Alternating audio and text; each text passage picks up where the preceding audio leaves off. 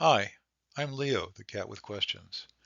My good friend recalls a time when a guest preacher came to the church that he was then attending. This preacher argued that Bible passages used to support the traditional Christian doctrine of hell as conscious eternal torment for unbelieving sinners were not actually about hell.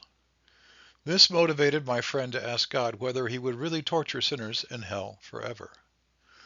On occasions, when my friend has asked God a question, if he gets an answer at all, he may have to wait a long time. But in this instance, he got an instant, emphatic answer. God answered, "What kind of God do you think I am?" The answer was in my friend's mind, not audible, but it felt like it was shouted. Also, the sense was that the very thought that he might do such a thing was offensive.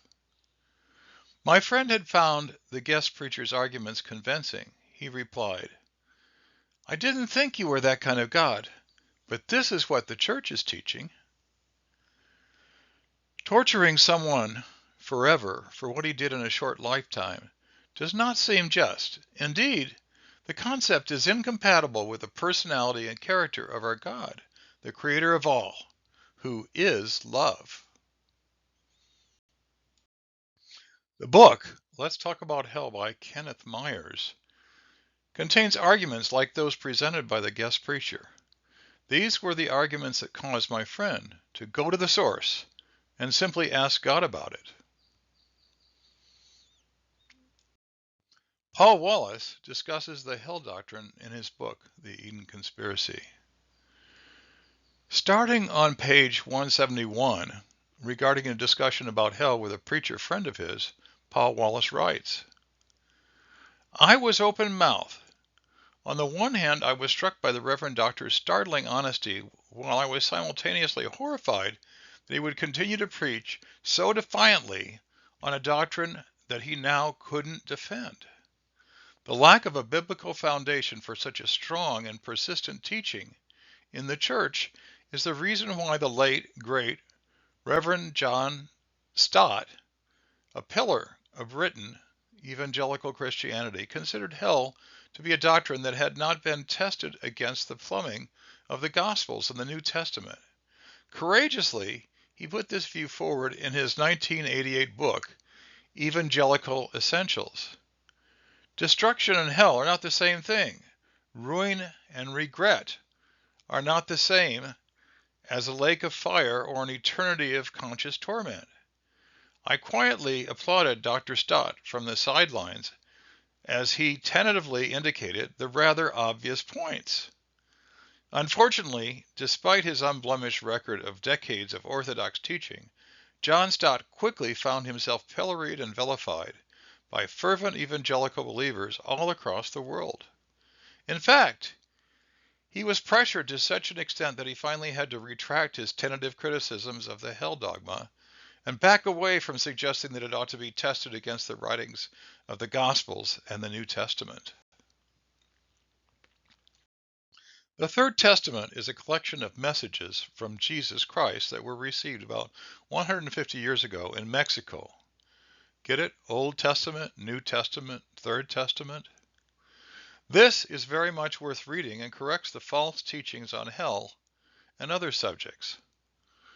Look in the channel where this episode is posted for a link to a copy of the Third Testament. Below is an excerpt from chapter 27 of the Third Testament. Verse 14. Do you believe that I, your Father, have created places specifically for the purpose of punishing you and thus eternally avenging your offenses? Verse 15. How foolish are the men who continue to teach those theories. Not long after my friend asked God that question about hell, God asked him a question while he was driving to church one morning. God said, do you agree with what they do with the money you give them? My friend replied, no, because the money supports a professional pastor, and I do not think that the two-tier clergy-laity system is good for the people of God. And God said, then why do you give them money? Is that good stewardship? My friend soon concluded, I give them money because I'm codependent and want to fit into a group. And no, this is not good stewardship. My friend decided to stop giving money unless he agreed with what was being done with the money. One Sunday, he walked in a bit late. The worship and praise band was performing in the front. He looked at what was going on and felt detached. He thought, "What are these people doing? It seems weird." My friend does not recall if he turned around and left or if he stayed for the service, but this was the last time he went to that church. In fact, he did not go to any church for many years after that. What had happened to my friend? Why did he feel detached from the praise and worship? Why did it seem weird to him all of a sudden? He did not realize until long after, but what I believe happened is that he entered into a deeper place in his relationship with God by being totally honest with him and by fully realizing that there is no place for fear in the relationship with God. Hell does not exist. God does not torture anyone for eternity, and neither does he permit someone else to do it. The only hell any beings will ever experience is something they create for themselves. He realized that God does not want our worship or praise. He wants our friendship. He wants us to be honest with him, not to try to butter him up or placate him because we think of him as fearsome, awesome, or unknowable. He is not that kind of God. He is love, and he's always available to us. It felt strange for a while, not going to a church on Sunday. My friend got involved with people who played volleyball on Sundays. He socialized with people who are not Christians. He realized that he had been living in a subculture, insulated from the world outside the church group. As time went on, he realized that he had wasted a lot of time sitting in church, watching musicians perform and hearing pastors repeat things he already knew after 40 years of attending church. Worse yet, these pastors taught things that he had come to believe were wrong, and they refused to be corrected. This may seem strange, but my friend felt closer to God after leaving church. He felt free to be himself, and although he loved people, he did not try to please people. He was recovering from codependence. What could be effects of believing in a God who allows people to be tormented in hell forever? One might not want to get too close to a God who allows or even manages eternal conscious torment of non-believers in hell. A God like this is a fearsome God, to say the least. As one Christian friend said, "Our God is ferocious and hates sin." Much worship and praise seems to be for a God who is high and lifted up, majestic, too wonderful for comprehension, distant, unapproachable. Really? A God such that no man can see God and live? What kind of God is this? It is no wonder that people who believe in a God like this have no confidence that they can communicate with God and refuse to believe that others can. They say it is too subjective. Different people hear different things. They insist that the Bible is the inerrant, perfect Word of God. Worse than that, they also insist on traditional interpretations.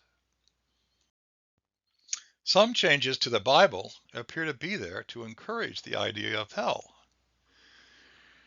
Here is Matthew 10:28 from Matthew Annotated, where Leo's friends have marked out text that they have heard was added after the original text was written.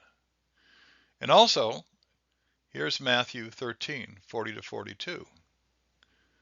Pause and take a look. Here are some final questions. What were you taught about hell in your church experience? Have you ever tried to explain to a non-believer how a loving God could send a non-believing sinner to hell? Do you think that believing the hell doctrine causes people to feel distant from God, or to have difficulty feeling close to God, or to have difficulty hearing God? Have you felt disconnected from worship and praise, singing and prayer in church services?